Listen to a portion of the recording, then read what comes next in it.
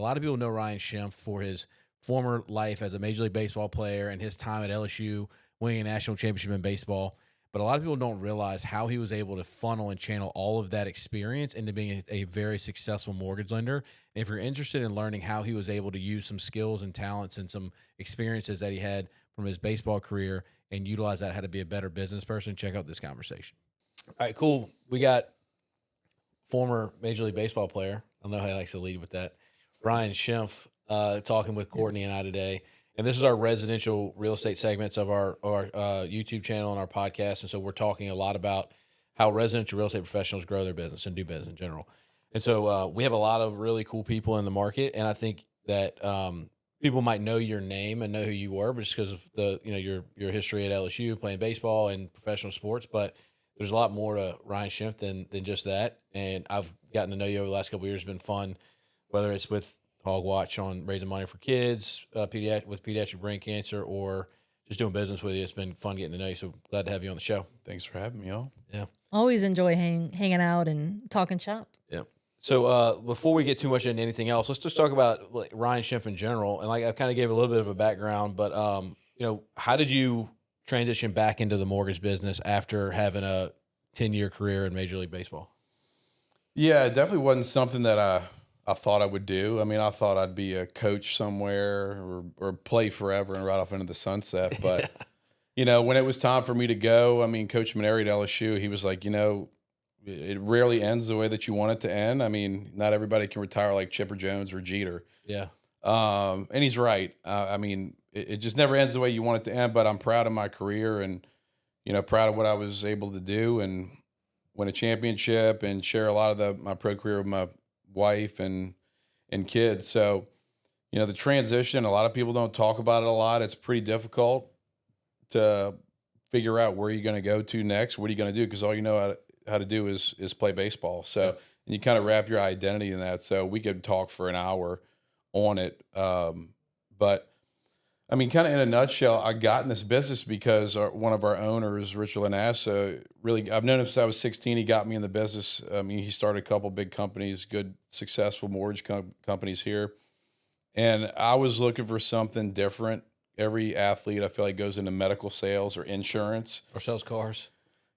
Yeah, and it just something that I just wanted to do something different. At the time, I didn't know of any ex-baseball players that were in the lending business, at least locally. And so I was like, you know what, I want to do something that's totally different and really like show that I can succeed in something else besides baseball. Yeah.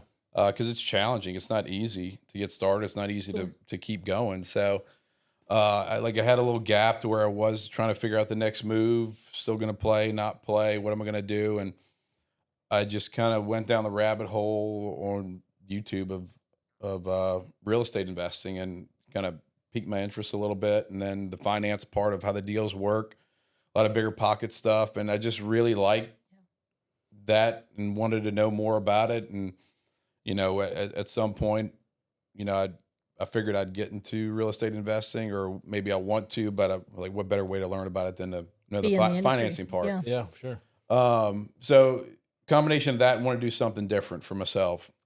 And then, Richard approached me when I was out, kind of knew my wheels were turning and convinced me to get into the business. Never thought I would be in it.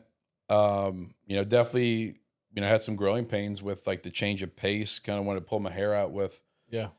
Very different lifestyle. Yeah. Going 100 miles an hour, you're kind of living a totally different lifestyle, nocturnal, it's With sports? Baseball in particular, because the games end late, you get to the field midday, and it's just a totally different lifestyle. Yeah. You're always on the go. I mean, you have seasons. Yeah. It's very hard different lifestyle. It's hard to take a cage animal and put him in an office. Yeah. And I started off in kind of unique, kind of just thrown to the wolves, had my own pretty office, like, hey, go get them. And then, I'm glad that I did because I learned a lot. It was frustrating, but I think if I started like in a call center in a cubicle, I don't think I would have ever been. Yeah. I don't think it would have lasted long. So, long story short, that's how I got into the business. And I mean, almost 6 years later, still in it. And it's hard to believe it. I really can't see myself doing anything else. I mean, who knows? But yeah, I mean, I do enjoy the business. Nothing will ever, no matter what you do coming out of baseball or sports, like nothing's going to ever get you that high again. fulfillment. So I think no matter what you do, for me, I'm kind of all into anything that I go into. If I'm halfway in, it's never going to work. I'm going to go pivot to the next thing. Yeah, sure. So you said that you could talk about an hour about the transition, but I'm fascinated that we talk a lot on our podcast with military veterans who have transitioned out of the military, and it's the hardest thing they've ever done in their life because they've know where to be and what to do. They had a mission. They had a group of guys that were all focusing on the same thing, and you get out and you're kind of figuring out this like kind of wishy-washy world where people don't have to be anywhere. They don't have to respond to emails, and you're having to figure out how to navigate that. And all the things you've done in your career, you earned the right to have some authority and respect, and you don't necessarily have that. Even if you've earned it in business, you don't have to. The people don't have to give it necessarily. And so I feel like baseball is the same way. You work to the highest level, right? The story about you and Mark McGwire is probably one of the coolest stories I've ever heard. And you hitting a home run off not Sammy Kershaw. What's Kershaw's first name? Pitcher. Dude, why are you making me draw a blank? Clayton Kershaw. Clayton Kershaw. Yeah, I mean, like that's. It was like Sammy. Sammy's a country singer, right? No. Clayton Kershaw. Like if he's not in the Hall of Fame, he will be one day. Right. And you got I mean, like those are really cool stories. And you've done a lot of great things in your baseball career, and then transitioning into business.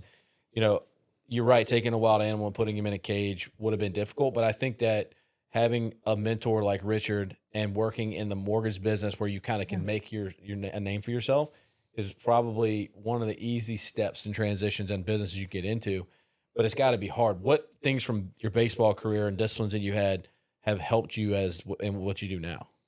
I mean, it's kind of a blessing and a curse at the same time because I was never like nobody would outwork me. Like when it came to on the field, you know, I'm 5'9", 185 pounds, but I hit more homers than most. Yeah.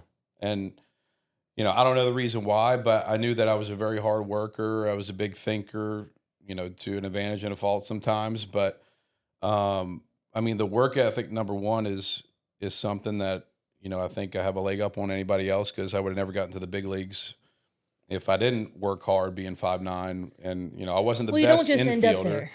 Right. And you know, the saying back in the day was, you know, when times get tough, you got to have something to fall back on. That's your work ethic. That's your practice. Yeah. Like the talent only gets you there. Yes. So it's only sustainable for so long. And then when it hits the fan, like, what do you fall back on? If you don't have a routine, if you don't have the basics, like you can't go back to diagnose the problem. So that's something I always took to heart because I had to work. I was always gifted hitting, wasn't gifted fielding. Like I catch the ball, but in order to get to the next level, like I had to really, really work my butt off. And I think anybody that played with me would tell you that, like, I wasn't the smoothest guy on the infield, but I mean, I'd go to a knee and take a ball in the throat just to knock it down. Yeah. Because I could hit the ball and they could put up with it until I got better at it. So, like you were talking about getting into the business, I think one thing that helped me out was joining Richard and the team because I think if you ever met him, he's 100 miles an hour. You can't keep up with him. So I think his speed and the energy that he brings off is something that kind of drew me to going to work for him. I think if I went to somebody else who was kind of just a normal, like, boring business guy, like I don't think laissez-faire person, I would have never, like, I would have went Yeah. stir crazy. I don't think I could have did it. Sure. Well, and I think that's huge because it's like, it's this concept of who you learn from matters. Because a lot of people know a lot of things and you could work with other people, but really you grow into the conversations you're around. So that's super critical. But on top of that, it's like you're being, so I used to live in Thailand. I lived there for an entire year and I could tell when a Thai person was being taught English, who was their teacher, because they'd have like a British accent, an Australian accent, an American accent, you know, a Filipino accent, right? An Indian accent, whatever. And so like, it's that idea that your teacher will, you know, rub off on you and you'll smell and sound like them. Right. But the reality there is that's both for a positive and a negative. Right. So like when I was living in Thailand, I got sought out because people wanted to sound, you know, more American rather than like a Filipino accent, right? But in the same way, when it comes to business, who you learn from, you're gonna sound and smell like someone, right? The question is who, right? And so I love that because sometimes that's just half some people's problem is it's just, you know, it's who they're surrounded around or who they're learning with or who they're working with is just, that's part of the maybe the issue, right? And so I love that for you, that you were with someone who you're like, hey, this actually fueled me, right? It wasn't an anchor that kind of kept me, but it was more of a propeller that really fueled me. And for a mortgage lender in any real estate profession, if you stick a year and sit back on your heels and learn, you're not going to be making any money to support yourself during that time. So it's hard because the people want to know more or know everything before they're willing to take a step. If you're that type of person in this business, you're going to spend a lot of time not making any money learning, as opposed to just getting a couple deals under your belt and learning as you go. And so there's kind of a balance with that. So, I mean, and I think that myself and like Richard, we tend to move quickly and we pivot and solve problems as we go, as opposed to sitting there and we feel like we got to know everything before we take a step. So it's good to have that type of a person, so you don't find that you're sitting there waiting a year and a half later not making any money because you've been trying to learn instead of going out and actually doing some business, putting money in your pocket. So I think all those things are good. But and before we transition, because Courtney and I, we love talking about hard deals, so we're going to talk about those in a minute. But what does this community mean to you? You're from here. You played baseball at St. Paul's. You went to LSU. We're not far from Baton Rouge, so like it's a small world that you grew up in, and you made a huge impact on winning a national championship at LSU. So what does it mean for you to be able to come back here and do business with friends and family from St. Tammany or from the New Orleans, Baton Rouge area after going and playing ball all over the world? Yeah, it's definitely a big deal for me. I mean, I do love this community. I mean, I've lived all over the place. And it's, I've seen it go from a small community back in high school to what it was. You can drive, like, I don't think I came down this road at all in high school. Yeah. I do take a lot of pride in going to high school here, being from here, and, having the success that I've had in baseball and coming back. Like, I'm very proud of that. You should be.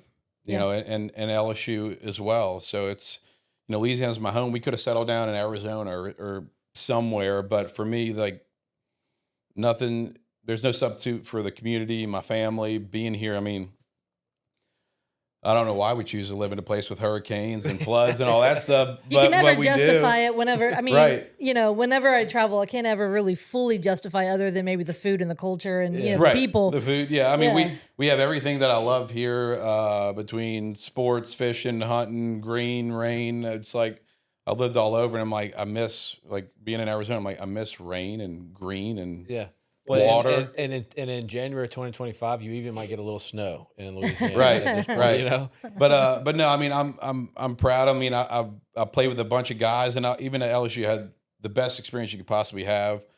But I always loved going back to, like, high school memories, being from here. It was just a different feel. Like, going to St. Paul's, it was a small community, a brotherhood that a lot of guys throughout the country, like, they didn't really get that.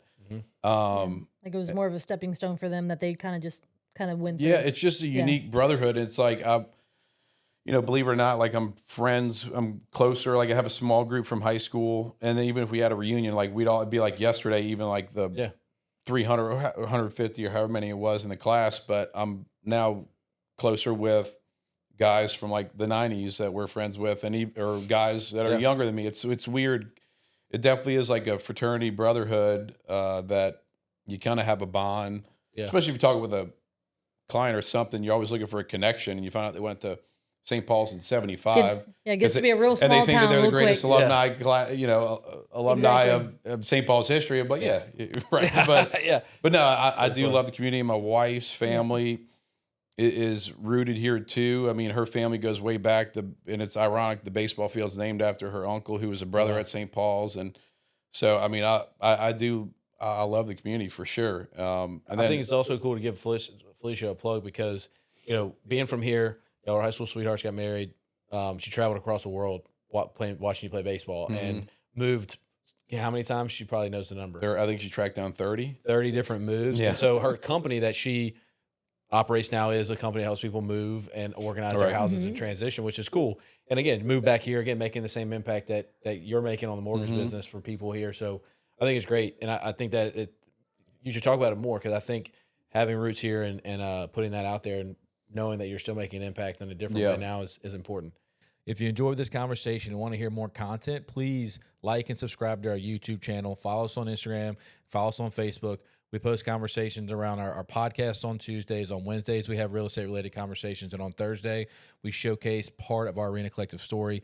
If you want to learn how to be a better business person, this is where you'll find that content. Please like, subscribe, and follow us. We look forward to seeing you on our page.